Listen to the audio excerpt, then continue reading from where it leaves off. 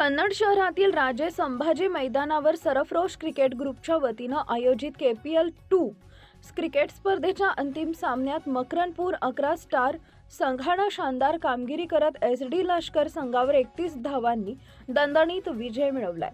या अंतिम सामन्यात SD लष्कर संघानं नाणेफेक जिंकून प्रथम गोलंदाजी स्वीकारली, मात्र मकरनपूर 11 स्टारच्या फलंदाजांनी संयमी आणि आक्रमक फलंदाजी करत प्रतिस्पर्ध्यासमोर आव्हानात्मक धावसंख्या उभारली। लक्ष्याचा पाठलाग करताना SD लष्कर संघानं जोरदार प्रयत्न केले, मात्र मकरनपूर 11 स्टारच्या शिस्तबद्ध गोलंदाजी आणि तगड्या क्षेत्ररक्षणामुळे SD लष्कर संघ निर्धारित षटकात लक्ष्य गाठू शकला नाही।